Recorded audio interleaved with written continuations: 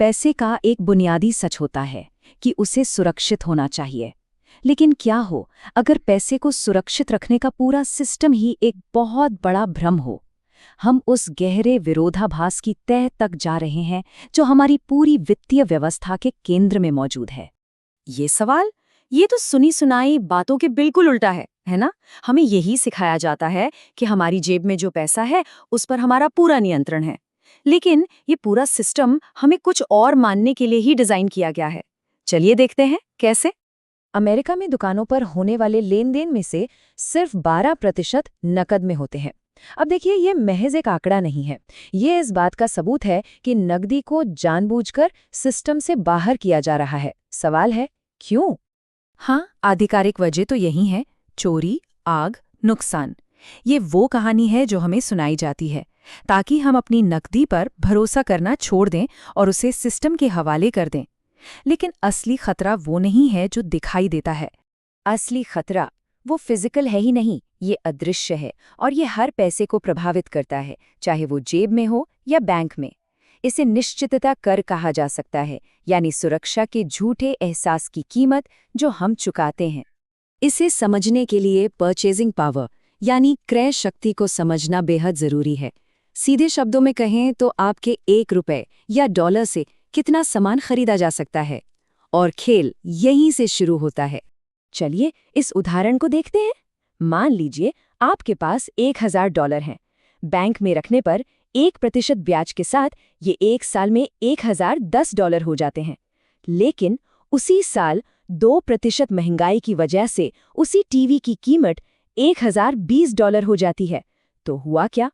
कागज पर तो पैसा बढ़ा, लेकिन उसकी असली कीमत यानी क्रय शक्ति घट गई। नतीजा, अब आप वो टीवी नहीं खरीद सकते। ये एक छिपा हुआ टैक्स।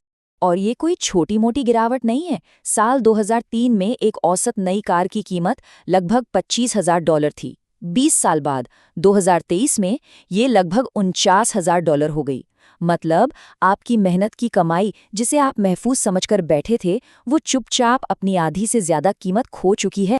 लेकिन सवाल ये है कि क्या ये सब अपने आप हो रहा है, या फिर ये सिस्टम जानबूझकर हमें कैश से दूर और खर्च करने की तरफ धकेल रहा है? जो सबूत हैं वो एक ज्यादा गहरी और परेशान करने वाली सच्चाई की ओर इशारा करते हैं। ये एक बहुत जरूरी सवाल है। क्या ये सब हमारी सुरक्षा के लिए है या हम पर नियंत्रण रखने के लिए? क्या ये सिस्टम हमें ज्यादा खर्च करने के लिए तैयार कर रहा है, हमारे दिमाग की बनावट को ही बदलकर? साल 2021 में MIT के रिसर्चर्स ने पाया कि क्रेडिट कार्ड सिर्फ पेमेंट को आसान नहीं बनाते, वो असल में खर्च करने की इच्छा को बढ़ाते हैं। ये ब्रेक हटाने जैसा नहीं है, ये तो एक्सेलरेटर पर पैर रखने जैसा है। लेकिन कैसे? इसका जवाब हमारे दिमाग के अंदर ही छिपा है। और ये रहा वो सबूत जो सब कुछ साफ कर देता है।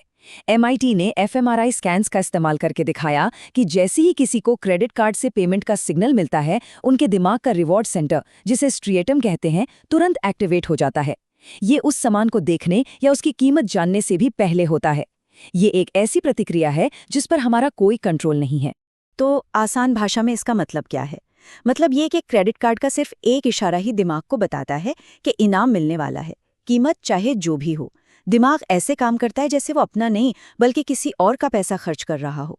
और सबसे चिंता की बात यह है कि ये न्यूरोलॉजिकल पैटर्न ठीक वैसा ही है जैसा नशे की लत में देखा गया है, जहां एक इशारा एक ऐसी इच्छा को जगाता है जिस पर कोई काबू नहीं होता।